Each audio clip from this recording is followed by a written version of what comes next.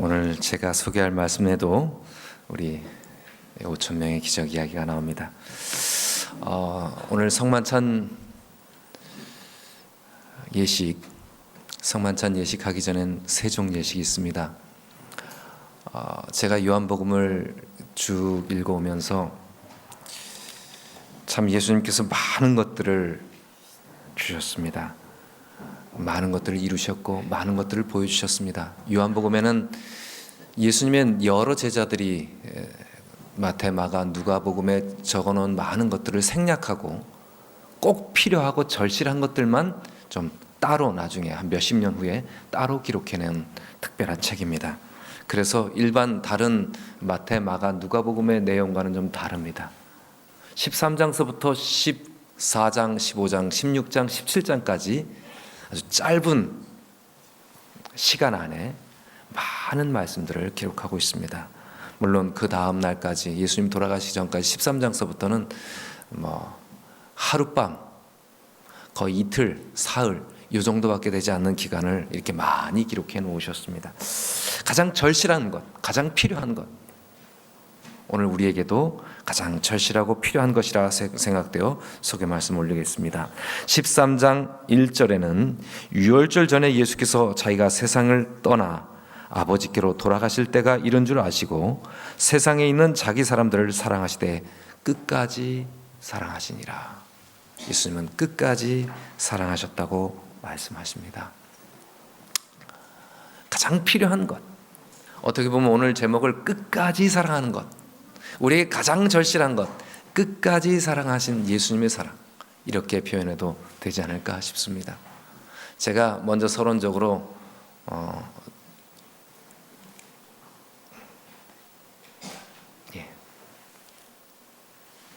이게 안 넘어가네요. 좀 소개 말씀드리겠습니다. 어제 제가 슈바르츠라는 목사가 8가지의 이 뉴스타트처럼 교회가 건강하려면 8가지의 건강한 특성들이 있는데 그것이 다 건강해야지 어느 쪽 한쪽 이렇게 또 이렇게 짧아 있으면 이쪽으로 물이 다 새버린다고 해요. 그래서 사람들이 이것을 기억하려고 하니까 이 슈바르츠 목사가 나중에 뭐라고 하냐면 나 이렇게 8가지 아니고 난 3가지만 얘기했다. 3가지.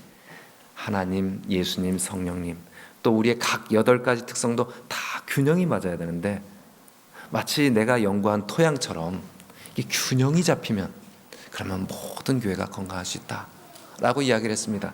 그래서 제가 어제 소개를 말씀드렸는데 33.3이 아니고 토양에는 3가지 요소가 있습니다.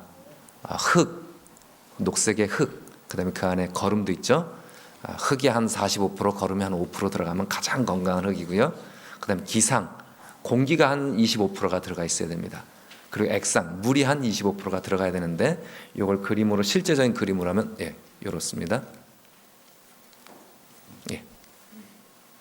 흙 알갱이가 있고 그 알갱이들 사이에 공기가 있죠. 지금 동그란 하얀 공기, 그 다음에 그 공기하고 흙 사이에 채우고 있는 약간 시커먼 물이 있죠. 그래서 흙이 50%, 그 다음에 공기가 25%, 물이 25%, 이렇게 건강하게 섞여 있을 때 호흡도 마음대로 하고 작물이 뿌리가 흡수도 하는 이 건강한 토양 상태를 말합니다. 교회도 건강한 토양 상태처럼 건강해야 된다고요. 그래서 교회가 건강해지는 것이 가장 중요하다고요. 하나님의 뜻이라고요. 재림교회는 이 건강한 교회, 건강한 몸, 우리의 몸이 건강해, 우리의 정신이 건강하고 우리 각자가 우리의 관계 속에서 건강해야 교회가 건강해질 수 있다고 여러 번 강조하십니다. 그래서 이런 균형을 말하고 있습니다.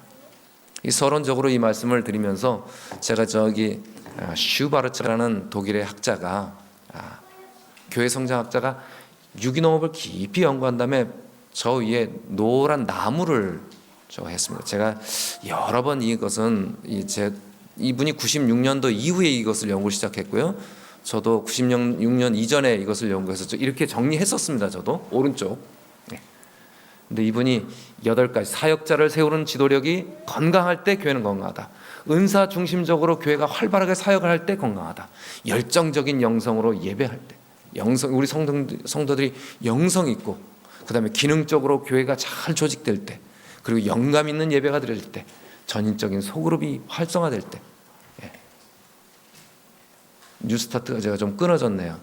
그래서 영양, 운동, 물, 그 다음에 햇빛, 절제, 신선한 공기, 그 다음에 레스트, 안식, 주님 안에서 편안한 쉼, 안식, 그 다음에 트러스트 인 갓. 저 전적인 소그룹 밑에는 저 좀 짧아졌는데 사랑의 관계가 있습니다. 맨 마지막에. 그 다음에 뉴스타트도 끝이 하나님을 신뢰하는 것입니다. 사랑의 관계가 탄탄해야 교회는 건강해지고 하나님을 신뢰해야 우리 몸이 건강해진다는 것과 똑같은.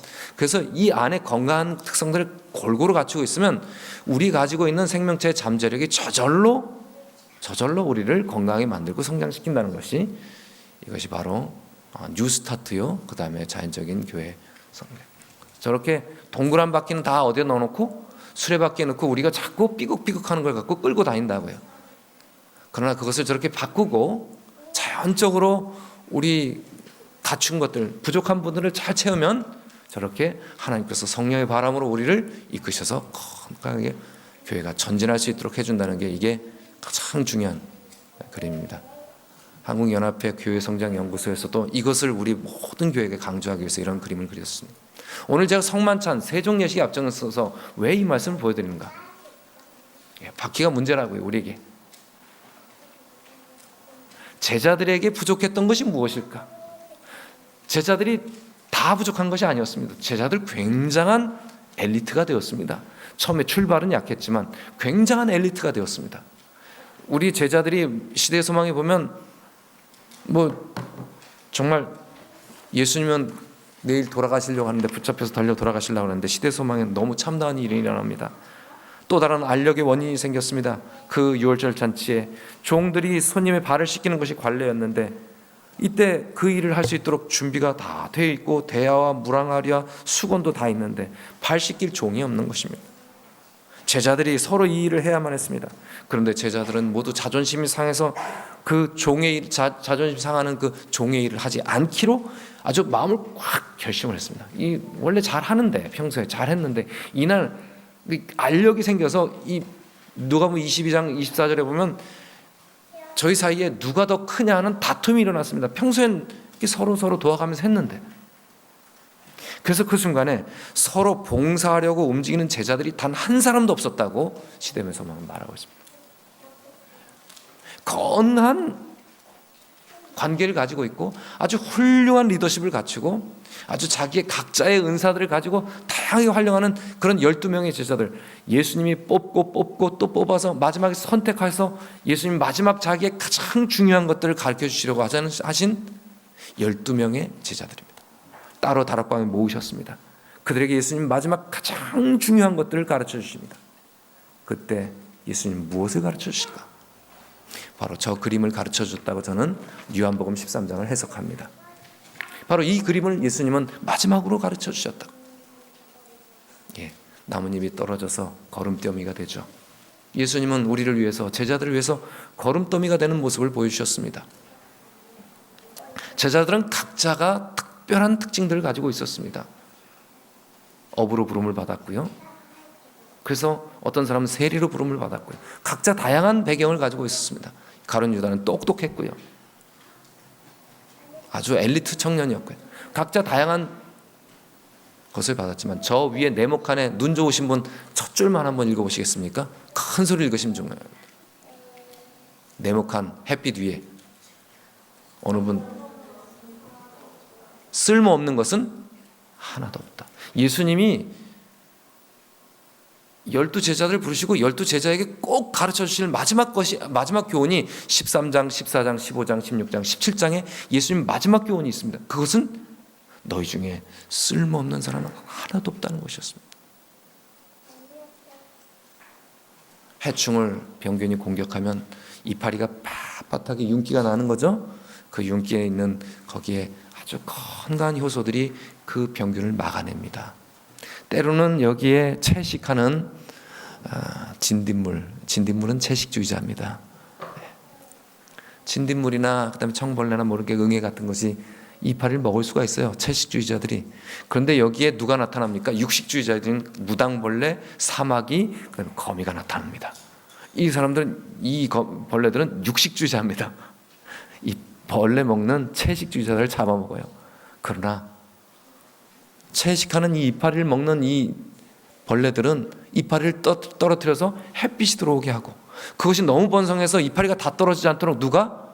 육식하는 거미, 무당벌레, 사마귀가 그 벌레를 먹습니다. 쓸모없는 것은 하나도 없다는 것입니다. 자, 이제 다음 컷, 이 뿌리 밑으로 내려갑니다. 자, 어제 제가 잠깐 설명드렸습니다. 저기 이렇게 동그랗게 돼 있고요, 그 밑에 세모난 균이 곡괭이질을 합니다. 그 위엔 동글동글한 것이 따라 들어옵니다. 곡괭이질하고 있는 저 세모난 균은 뭐냐면 공기를 싫어하는 균입니다. 어떤 면에서 우리 성도님들 중에 좀 샤이한, 좀 부끄럽고 내성적인 사람이 있을 수 있습니다. 다른 사람과 관계 맺는 것이 익숙치 않은 사람이 있어요. 그 사람은 부지런히 땅을 팝니다. 더 깊이 들어가요. 그러면 동글동글한 관계가 아주 쉬운 사람, 관계가 편안하고 관계 맺는 것이 익숙한 아주 외향적인 사람들이 따라 들어옵니다. 그러면 점점 사람들이 많아지고 북적북적해지면 이 김치균, 락토바실러스균이라는 이 혐기균은 아주 딱 밀봉을 해놔야만 발효가 되죠. 이 유산균입니다. 이 유산균은 더 깊이 들어갑니다. 그러면 효모균이나 어떤 누룩 같은 것은 공기를 좋아하기 때문에 또 또르륵 대굴대굴 굴러오면서 더 깊이 들어갑니다. 그러면 이 깊이가 나중엔 2m, 3m까지 들어가요. 이런 식으로 올리브 사막의 올리브 나무는 죽지 않는 감람나무, 죽지 않는 나무는 20m까지 뿌리가 들어간다고 합니다. 다양한 사람들이 있어요. 12제자 다양한 사람들이었습니다. 그러나 그분들의 특징이 다 있었어요. 쓸모없는 사람들이 하나도 없이 다 봉사하고 있었습니다. 저 뿌리가 있습니다. 이파리들이 햇빛을 받아서 뿌리에다가 탁 그 양분을 공급해 줍니다. 그러면 그 뿌리 속에서 그 은혜를 받고 그 태양열을 받는 저 조그만 동글동글 맨 밑에 동글동글한 것이 있어요. 저기는 미생물입니다. 눈에 보이지 않는 너무 작은 미생물이에요. 이 미생물이 여기서 0.5mm가 여기서 저 2kg, 3kg 넘는 그런 곳일 정도로 아주 작은 것입니다. 그런데 이 뿌리가 오면 그 양분을 받아먹고 자기가 땅에서 배설해낸 이런 것들을 먹고 배설해낸 배설물을 뿌리한테 주면 뿌리는 그것을 양분을 빨아들이고 건강하게 자랍니다. 그 배설물들을 먹기 위해서 지렁이가 다니면서 이렇게 지렁이가 지나갑니다. 저쪽 밑에 좀 길쭉한 게 지렁이입니다. 지렁이, 땅 노래미 여러 가지 지나갑니다. 지렁이가 지나간 자리마다 자연 항생제예요. 지렁이가 지나오면 지렁이 체액에 모든 토양들을 회복시키는 건강한 것들이 있습니다. 지렁이를 잡아먹기 위해서 두더지가 들어옵니다. 두더지가 들어오면 두더지 바람구멍으로 쑥쑥 또 호기균이 들어오면 혐기균은 더 깊이 들어가야죠. 이렇게 토양은 서로 주고받으면서 상호 의존하면서 건강해집니다. 12제자는 그런 사람들이었습니다. 그들은 약한 사람들이 아니었습니다. 굉장히 훌륭한 사람들이었습니다. 예수님이 3년 반 동안 잘 교육시켰습니다. 그들의 특징들은 예수님 안에서 다 발휘되었고 그들의 은사는 잘 발현되는 훌륭한 제자들이었습니다. 다 그들 안에 엄청난 일들이 일어났습니다. 땅 밑에서 일어나는 일을 배우라고요. 이게 건강한 교회 만들기에 모든 세계가 이걸 따라합니다. 이 사진을 보면서 결심합니다. 우리 땅 속에서 어떤 일이 일어나는지 방금 제가 보여드린 그런 장면이에요. 우리 각자가 자기의 역할이 있다면서 열심히 하고 있습니다. 전 세계가. 하나님의 창조로부터 배우는 것은 창조주이신 하나님으로부터 배운다는 것이다 라고 말하면서 모든 전 세계 좀 그래도 건강하길 원하는 교회는 다 토양을 연구하고 있습니다. 그래서 예수님이 심은 씨가 밤낮 자고 깨는 중에 그 자라가 나는데 어떻게 된 것을 알지 못하고 하나님이 스스로 자라도록 하신다는 것. 자, 제자들 얘기를 다시 합니다. 어부들을 부르셨어요. 그리고 예수님이 그 어부들의 배 위에서 백성들을 가르치십니다. 그 옆에서 예수님은 모든 교훈 배웠습니다. 산상에서 가르치실 때 산상보훈을 다 배웠습니다. 가시는 곳마다 제자들은 예수님의 교훈을 따르고 배우는 사람들이었습니다. 훌륭한 제자들이었습니다. 예수님이 기적을 베푸십니다. 흙을 이기고 나면서부터 소경된 사람을 거치시고요. 지붕을 뚫고 오는 친구들을 통해서 중풍병자를 일으키고 죄를 사하십시오. 나면서부터 38년 동안 병자 되었던 38년 동안이나 병들어 있었던 베데스다 연못의 사람을 고치시고, 그리고 여인의 옷자락, 그 번주한 중에 옷자락만 만져도 예수님의 능력이 나타나는 것을 제자들은 다 목격했습니다. 그 제자들을 모으셨어요. 그 제자들을 모으시고 가르치시는 것입니다. 13장, 14장, 15장, 16장, 17장. 너희가 먼저 섬겨라. 너희가 재림의 소망을 갖고 염려하지 말고 내 안에 있어라. 포도나무가 가지에 붙어있는 것처럼 너희는 나와 붙어있어라. 그리고 성령 하나님께서 너희와 함께 하실 때 내가 떠나가는 것이 너에게 더 유익하리라. 17장, 너희는 다 한 마음으로 성령 안에서 하나 되어라. 예수님이 이 제자들에게 마지막으로 가르치시는 것입니다. 그 마지막으로 가르치기 전에 이 예수님의 제자들은 5천 명을 먹였고요, 풍랑을 이겨내는 사나운 풍랑을 잔잔케 하시는 예수님의 능력을 목격했고요, 예수님 따라서 바다 위로 걸어오시는 예수님 맞으러 물 위로 걸어봤고요, 예수님이 변화선에서 변화하신 모세와 그 다음에 엘리야가 예수님을 보호자 하면서 하늘로부터 내려오셔서 예수님이 환하게 변화되는 모습까지 목격했습니다. 예수님이 죽은 자를 일으키는 나사로의 부활도, 3명의 죽은 자를 세우는 그 모습도 다 보았습니다. 제자들은 최고로 훌륭한 제자들이었습니다. 그들에게 부족한 것은 한 가지 있었습니다. 그들에게 균형이 깨어졌던 것 한 가지 있었습니다. 누가복음 22장에 그때 다툼이 일어났다고 합니다. 시대의 소망이 말합니다. 그 다툼을 부추긴 사람이 있었다고요. 가룟 유다가 그랬다고요. 그래서 요한복음 13장 2절에는 벌써 시몬의 아들 가룟 유다의 마음에 예수님을 팔 마음이 생기게 사단이 그 마음에 들어갔다고 말했습니다. 이기적인 마음이 이 가룟 유다의 마음에 있었습니다. 예수님 죽겠다고 하고 예수님 자꾸 희생적인 그 봉사를 나가는 것이 싫었습니다. 예수님 뭔가 이 세상에 왕으로 등장해야만 했습니다. 그러려면 이제 기선을 제압해야 됩니다. 평소에는 양보할 수 있지만 이때는 다툼을 일으켰습니다. 서열을 정하려고 말입니다. 예수님의 왕국이 가까우면 서열을 지금 정해야 되니까요. 그래서 막내 제자도 봉사할 마음이 없습니다. 서로 다툼이 일어났기 때문에요. 예수님은 가장 중요한 것을 가르치셔야만 했습니다. 그들의 가장 결여되어 있는 것을 가르쳐야 했습니다. 그들에게 가장 절실한 것을 가르쳐야 했습니다. 오늘 우리 성도님들에게 가장 필요한 것을 예수님은 이 요한복음 13장의 제자들을 통해서 먼저 가르치셨습니다. 나머지 13, 14, 15, 16, 17장 모든 내용이 같은 내용이지만 이 13장은 예수님의 교보제, 교본입니다. 교본. 무엇으로 그 교본을 삼으셨습니까? 앞에 그림 보시는 것처럼 그런 다툼이 일어날 때 예수님은 묵묵히 일어나셔서 서로 누가 크냐고 다투고 누가 크냐고 자존심 경쟁을 하고 있는 제자들 앞에 허리에 수건을 동이시고 대야에 물을 떠얹으십니다. 그리고 누구부터? 베드로가 연장자인지 모르겠습니다. 베드로부터 씻기려고 하십니다. 주여, 저의 발을 절대로 씻을 수 없습니다.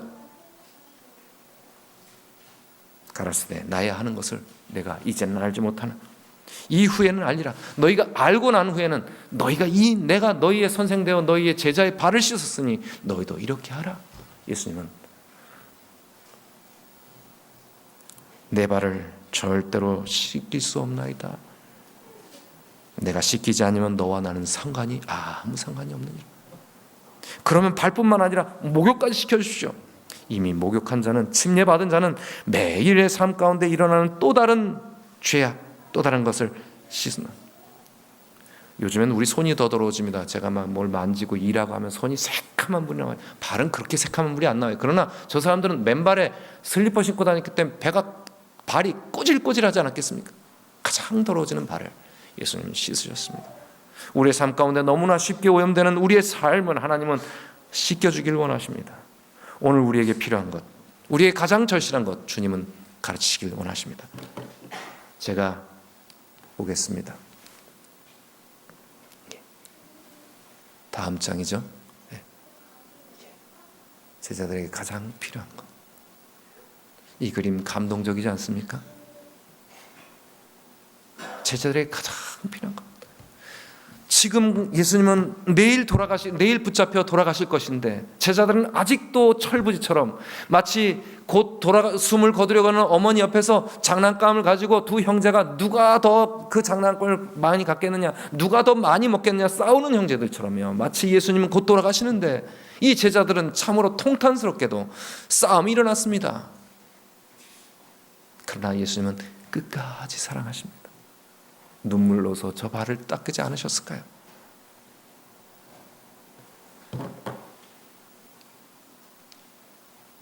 예수님은 끝까지 사랑하셨습니다.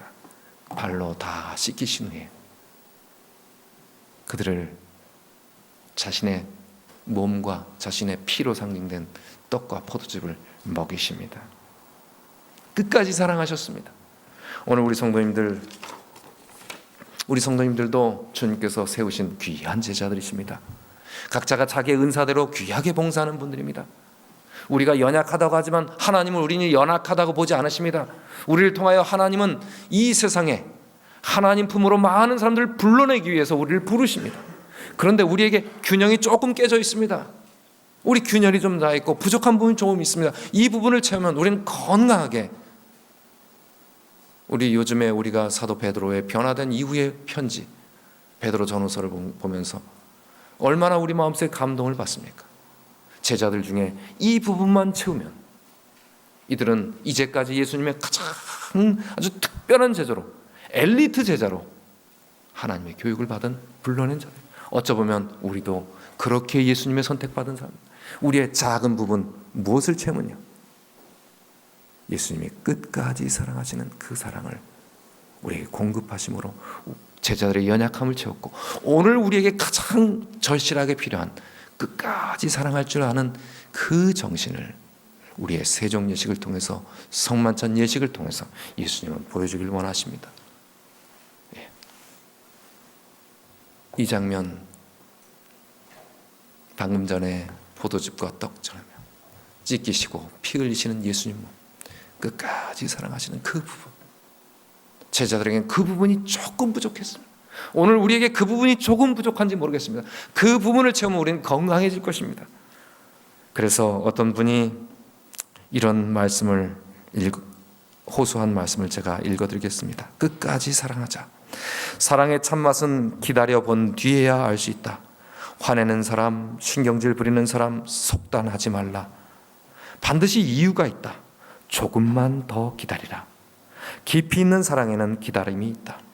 오해를 받는다는 것은 참기 어려운 일이다.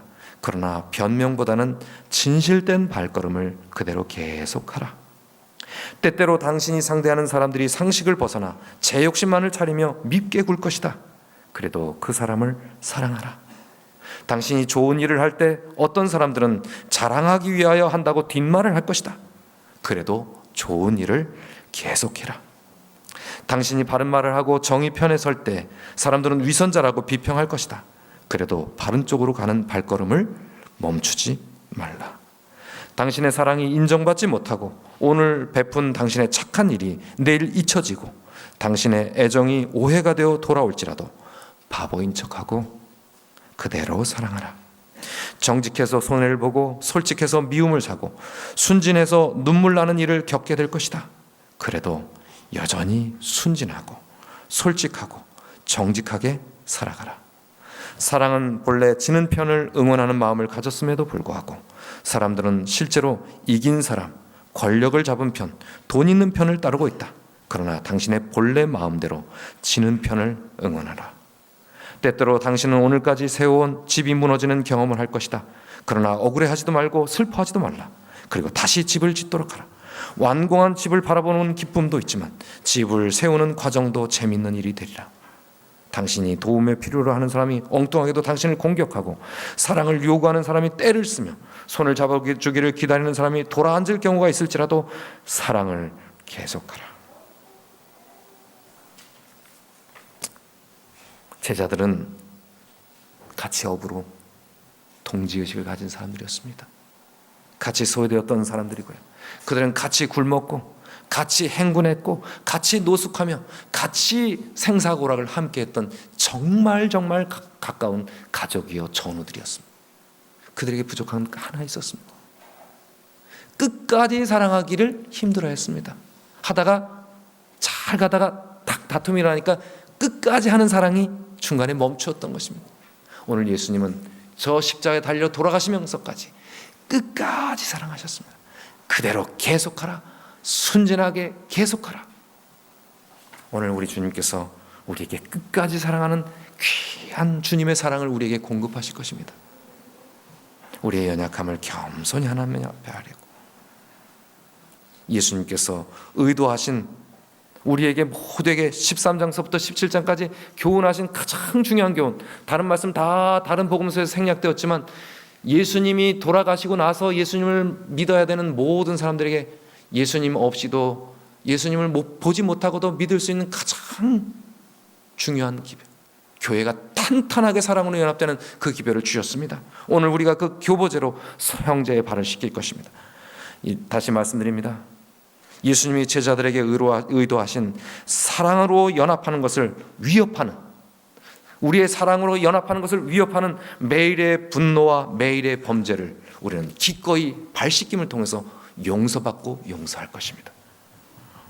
오늘 우리가 이 아름다운 예식을 통하여 주님 앞에 우리의 연약한 가장 절실한 걸 채우고 은혜로 얻고 주님의 끝까지 사랑하신 이 사랑으로 공급받음으로 저와 여러분이 정말 예수님의 제자들처럼 전혀 새로운 그 전에 그들의 받은 모든 교육이 이제 그 작은 부분, 결여됐던 부분을 채움으로 가장 아름답게 꽃피었던 것, 가장 아름답게 능력으로 나타났던 것처럼 오늘 우리 봉들교회 성도님들 아름다운 성전에서 이제 많은 것들을 갖추는 것에서 우리의 필요한 사랑, 끝까지 사랑하심으로 우리 주님 안에서 놀라운 그리스도의 제자로 거듭나시는 저와 여러분 되시길 바라며 말씀을 드리겠습니다.